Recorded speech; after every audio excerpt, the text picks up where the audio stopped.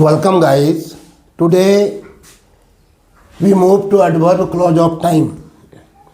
adverb clause जो principal clause के साथ मिलकर के कॉम्प्लेक्स सेंटेंस बनाती है. adverb clause को भी हम डिपेंडेंट क्लॉज कहते हैं. ये प्रिंसिपल क्लॉज पर निर्भर करती है. इसका अर्थ पूरा नहीं निकलता है. और adverb clause of time बनाने वाले जो कंजक्शन हैं when, as soon as, while, before, until, after, since, whenever, so long as, till. आप जानते हो कि एडवर्ब क्लॉज 9 प्रकार से काम करती है. Adverb clause of time, adverb clause of place, adverb clause of purpose, adverb clause of reason, adverb clause of result, adverb clause of condition, adverb clause of comparison, adverb clause of contrast, adverb clause of manner. तो आज हम हैं adverb clause of time पर.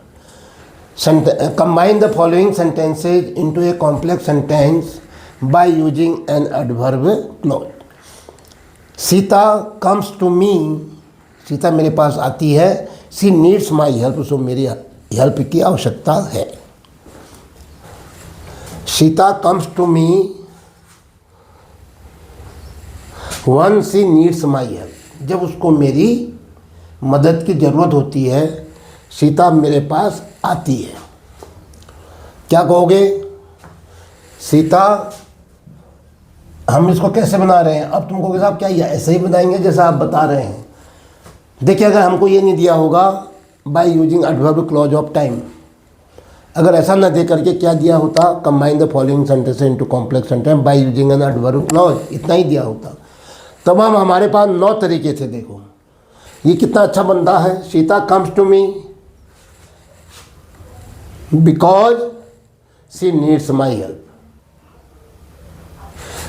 क्योंकि उसको मेरी help की आवश्यकता है, इसलिए आई है, वो इसलिए आती है.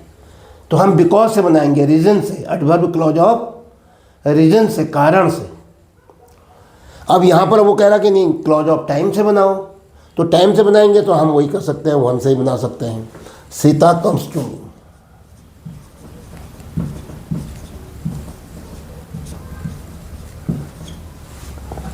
क्या कहोगे? One, she needs my help.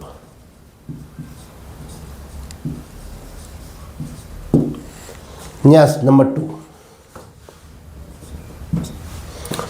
I started my car just after my friend arrived. My friend arrived at the gate.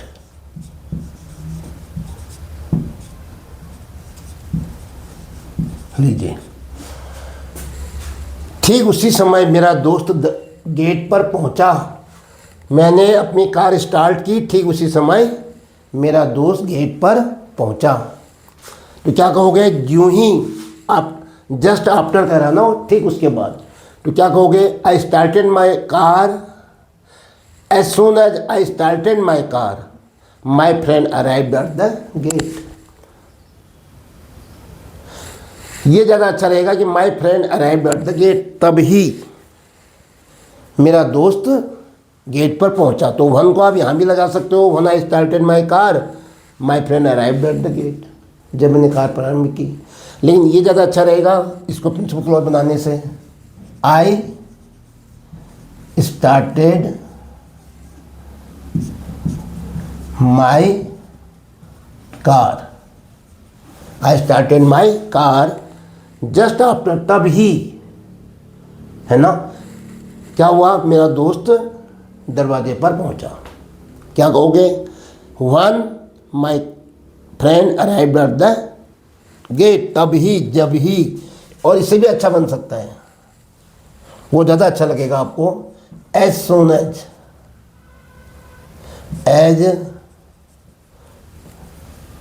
As soon as I started, as soon as I started my car. जो ही मैंने अपनी car start की, त्यों ही, just after कहा ना उसने, ठीक उसी समय, just after my friend arrived at the gate, ठीक उसके बाद, तब ही, तो क्या कहोगे? As soon as I started my car, और क्या होगा? माई फ्रेंड, जस्ट आफ्टर नहीं आएगा, ये एज सून एज कवर कर जाएगा उसको।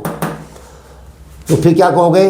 दोनों वाक्यों को जब मिलाओगे तो उसका एक एक शब्द नहीं ले होंगे आप। माई फ्रेंड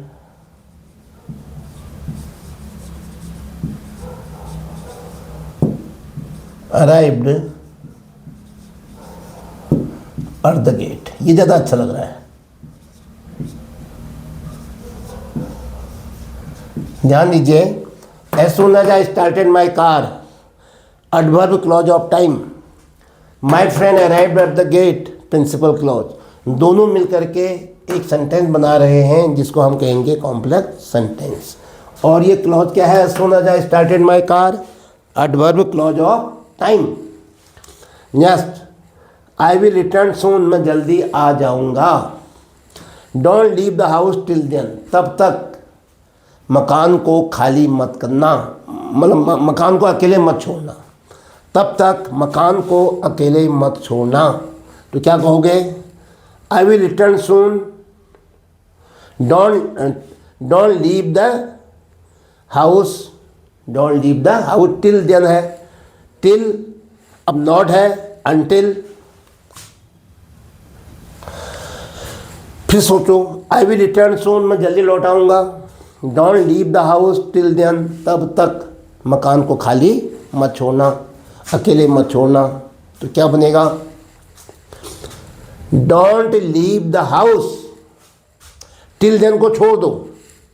इसका उत्तर अब आएगा कंजक्शन में। देखो ध्यान दो, क्या कहा मैंने? Don't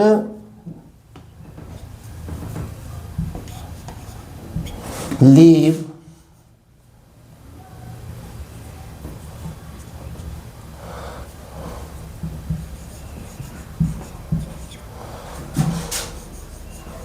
the house,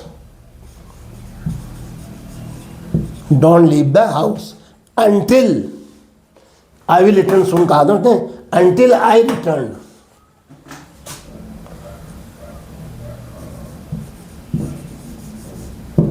until I return, जब तक मैं आ नहीं जाता, जब तक मैं लौट नहीं जाता, तब तक मकान को अकेले मत छोड़ना।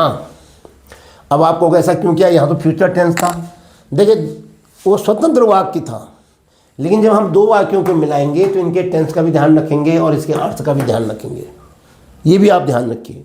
तो don't leave the house until I return, मेरे जब तक मैं नहीं आ जाता, क्योंकि यहाँ निगेटिव था तो यहाँ भी टिल नहीं आएगा, अंटिल आएगा। Next, fourth, the thieves saw the place, they immediately started running, उन्होंने तुरंत भागना शुरू कर दिया। तो क्या कहोगे? जब तुरंत की बात होती है तो क्या होगा? ये तुरंत को अभी हटाना है हमने, दे इमीडिएटली को भी। तो वो शब्द क्या है? As soon as. As soon as the thieves saw the police they started running. फिर इमीडिएटली कहने की जरूरत ही नहीं है। अगर आप लिखते हो तो अलग बात है, अर्थ खराब नहीं हो रहा है, लेकिन यहाँ पर एज सून एज ही आएगा। ज्यों ही उन्होंने उसको देखा त्यों ही वे भाग गए, तो इमीडिएट तो हो ही गया हो, तो फिर इमीडिएटली की जरूरत ही नहीं है। तो क्या कहा मैंने? द थीव्स, नहीं, एज सून एज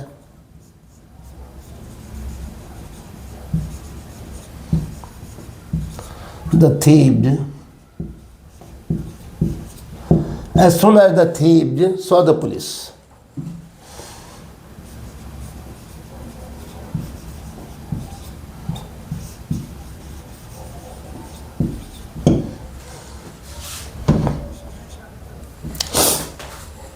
क्या होगा? अब इसका प्रिंसिपल क्लॉज लाओ। दे स्टार्टेड रनिंग,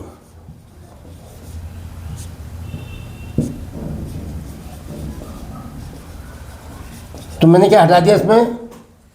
इमीडिएटली, क्योंकि ज्यों ही उन्होंने देखा त्यों ही वो दौड़ गए। तो तुरंत हो गया, नहीं हो गया वो तो तुरंत तो हो ही गया, अर्थ आ ही गया, तो फिर दोबारा इमीडिएटली लिखने की क्या ज़रूरत है? Next fifth, as soon as the thief saw the police, adverb clause of time, they started running, principal clause. I brake to avoid the boy, एक बच्चे को बचाने के लिए मैंने ब्रेक लगाई। माई कार स्लिप्ड इमीडिएटली, मेरी कार तुरंत स्लिप हो गई। ये तुरंत शब्द के लिए समाधान हमारे पास क्या है, as soon as. As soon as I brake to avoid a boy, adverb clause of time, my car slipped immediately. My car slipped, immediately तो आने की जरूरत ही नहीं है, मेरी कार स्लिप हो गई। और क्या है, my car slipped after I braked to avoid a boy. ध्यान दो, मेरी कार, माई कार स्लिप्ड इमीडिएटली, चलो आप रखना चाहते हो, after I braked to avoid a boy, जब मैंने मेरे बच्चे को बचाने के लिए ब्रेक लगाने के बाद मेरी कार तुरंत फिसल गई। तो आफ्टर से भी बन रहा है, और किससे बनेगा, सो लॉन्ग टिल, बस दो ही से ही बन सकता है। मुझे सबसे अच्छा लगता है यहाँ पर जो डिमांड है वो है एज सोन एज की, क्योंकि इमीडिएटली शब्द आया था, इसका अर्थ मैंने लिया। तो एज सोन एज, यूं ही I braked to avoid a boy,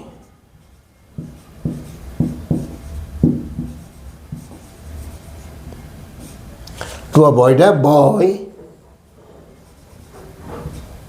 my car slipped।